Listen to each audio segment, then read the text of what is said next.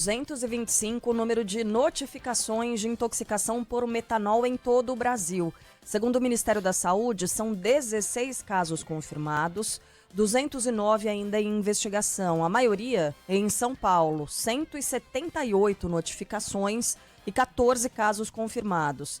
Há ainda registros no Distrito Federal, em Goiás, Mato Grosso do Sul, Mato Grosso, Pernambuco, Paraná, Rondônia, Piauí, Rio Grande do Sul, Rio de Janeiro, Paraíba e Ceará.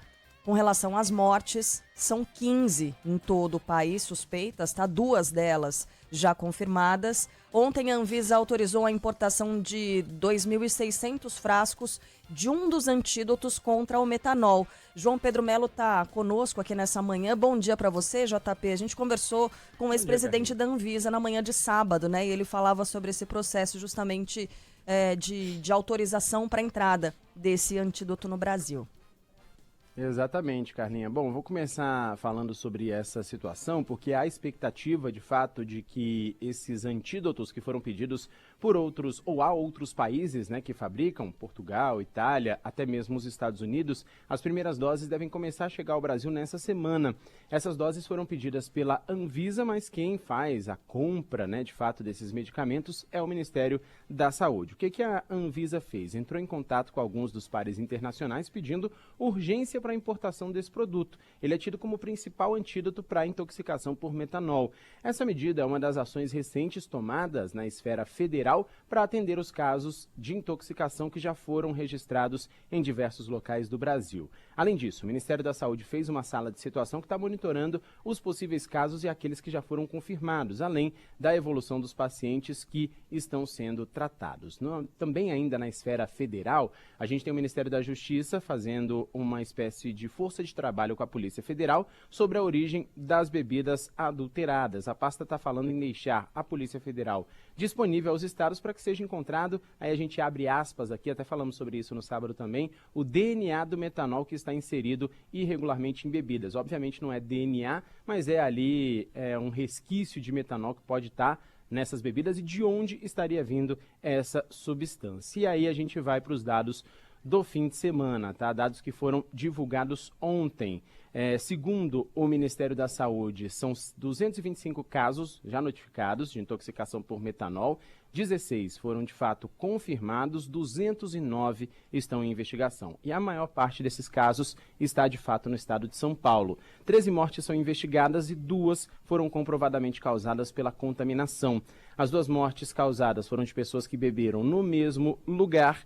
E isso é o que está chamando a atenção, de fato, das autoridades. Bom, a gente falou também sobre tratamento. Um outro tratamento, além do fomepizol, que pode ser usado, é o etanol farmacêutico. Esse já está disponível aqui no Brasil, as unidades de saúde, de fato, têm, mas esse tratamento só pode ser feito nas unidades de saúde. Não é possível comprar o etanol farmacêutico, obviamente, na farmácia, para, de repente, fazer o tratamento em casa. Isso não existe, é sempre em uma unidade hospitalar. E, por fim, destaco aqui, pessoal, que a Advocacia Geral da União notificou a Meta, responsável pelo Facebook e o Instagram, para que removam imediatamente qualquer tipo de conteúdo de algum grupo ou de pessoas que possam promover a venda ilegal de lacres, tampas, rótulos, garrafas de bebidas alcoólicas.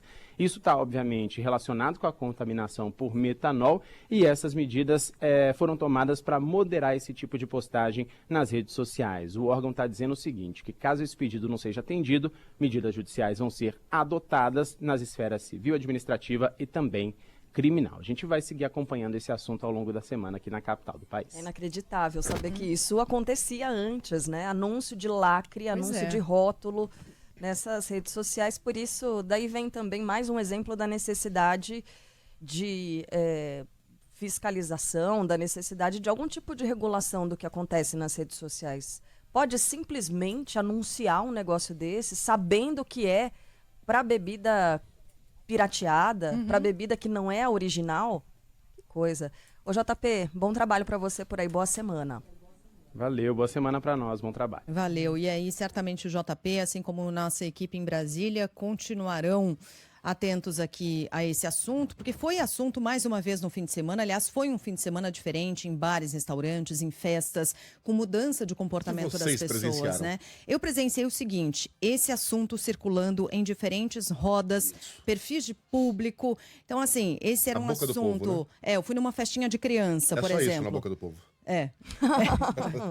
Ou buscando alternativas, tipo uma cervejinha, mas com aquele cuidado, né? O refrigerante e tal, não sei o quê. Mas fui numa festinha de criança, esse era um assunto. Fui num salão de cabeleireiro e era assunto entre clientes e as funcionárias também. Todo mundo preocupado com isso. É impressionante, né? Como atinge a todos nós e assusta a todos nós.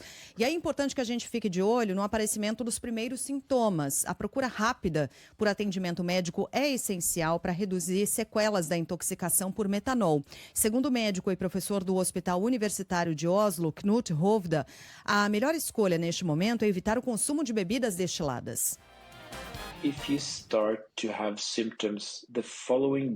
Se você começar a apresentar sintomas no dia seguinte após beber e não imediatamente enquanto bebe, isso é suspeito, especialmente quando há um surto em andamento. Se esses sintomas forem dor gástrica, vômito ou enjoo, se esses sintomas forem tipicamente distúrbios visuais, você deve consultar um médico. Se sentir uma ressaca muito forte no dia seguinte e continuar piorando, isso também é um sinal de que você deve procurar um serviço de saúde. A coordenadora do Centro de Controle de Doenças da Secretaria da Saúde de São Paulo, Regiane de Paula, reforça que o paciente deve agir rapidamente no caso de uma suspeita.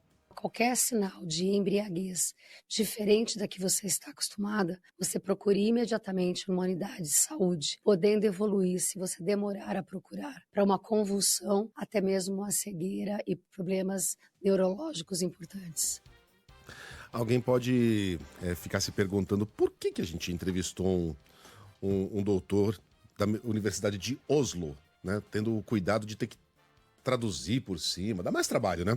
Porque esse é um dos grandes especialistas, talvez o grande especialista em intoxicação por metanol. Mais de 20 anos de estudos nessa área, tô vendo aqui, né? Ele é consultor do Médicos Sem Fronteiras, ele já trabalhou em surtos como o da Rússia, um que aconteceu também, tô vendo aqui, em vários países, em que, na Índia, em que ele foi acionado para trabalhar na contenção de surtos e está de olho também no que está acontecendo aqui no Brasil. Curiosidade, durante o fim de semana assisti um episódio daquele, eu gosto daquele seriado House. Assisto, estou sem fazer nada, pego um episódio qualquer, de qualquer temporada para gastar 1 hora do tempo. Que é aquele médico meio malcriado, né? Mas brilhante, que consegue resolver qualquer caso, ele tem uma equipe espetacular, todo médico gosta desse seriado, e a família da minha mulher é composta por médicos e eu acabei pegando também. E por coincidência, o episódio era exatamente sobre isso, sobre um cara que havia ingerido metanol. E aí, sabe o que o House faz? Ele dá pro cara várias doses de tequila. Porque o etanol, a gente já falou sobre isso, né, Carla? Já. O etanol é um dos possíveis, como é que se fala? Antídotos. É um antídoto. Para contaminar sangue. Então é curioso, né? A pessoa se contamina com bebida alcoólica, se oferece bebida alcoólica. Só que na vida real não é exatamente como... Era isso que eu ia falar, né? Não é recomendável. Assim. Definitivamente não façam isso. Eu né? ia chegar lá. Não façam como House, aquilo é ficção. Né? O House vai lá, pega uma garrafa, coloca uns copinhos, toma aí, meu filho. Aí ele toma junto, os dois ficam bêbados, dão altas risadas e o cara sai andando do hospital. Não. Não é assim. A ficção não é como a realidade. Mas veja que esse é um caso relativamente comum. O que não é comum é um surto desse tamanho. Olha, eu tô vendo aqui, olha que curioso, né? Os casos em que esse mesmo especialista, esse médico, foi chamado para participar com orientações para as próprias autoridades locais. Vamos lá, na Líbia, em 2013, mais de 1.000 pessoas foram internadas com intoxicação por metanol, 101 morreram, comprovadamente em decorrência disso. Aí no ano seguinte, 2014, no Quênia, 2 surtos diferentes resultaram em 467 casos, houve 126 mortes.